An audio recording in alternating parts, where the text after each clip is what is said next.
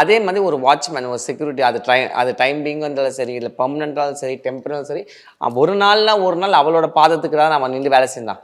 அந்த ஒரு அம்மாவோட அந்த வழியில் போகிறவங்களுக்கு தான் நம்ம வேலை செஞ்சுருக்காங்க. அப்படி இருக்கும் பொழுது அம்மாவோட கருணையால் என்ன இது நிறைய விஷயங்கள் வந்து இந்த மாதிரி வந்து எவ்வளவோ துரிதமான இந்த மரணங்கள் வந்து லாக்அப் டெத் ஆகிக்குது. இதுக்கு முன்னாடி எவ்வளோ பேர் அந்த அம்மா கிட்ட போய் அழுதுருப்பாங்க, அந்த அம்மா கிட்ட போய் சொல்லியிருப்பாங்க, அம்மா இந்த மாதிரி வந்து என் புருஷன் சைடில் லாக்அப் டெத் ஆயிடுச்சு, அதை பற்றி யாரும் பேச வருமா, இதுக்கு முன்னாடி இருந்தது.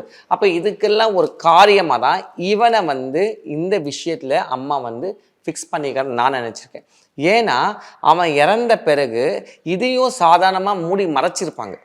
நல்லா புரிஞ்சுக்கோ, அங்கே இருந்த வீடியோ ஆதாரம் மட்டும் இல்லைன்னா இன்னைக்கு நீ நானும் இப்போ பேசியே இருக்க மாட்டோம். கண்டிப்பாக அவனை ஒரு குற்றவாளியவே நம்ம பார்த்துருப்போம், அவன் ஒரு திருடனாவே கேஸை முடிச்சிருப்பாங்க.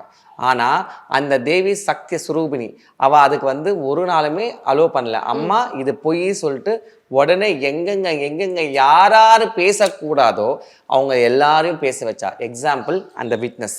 மாணவர்களின் சிந்தனைகளை வடிவமைக்க SNS இன்ஸ்டிடியூஷன், மாணவர்களின் தனித்திறமைகளை மேம்படுத்த SNS இன்ஸ்டிடியூஷன், மாணவர்களின் சாதனைகளை போற்றும் SNS இன்ஸ்டிடியூஷன் கோவை.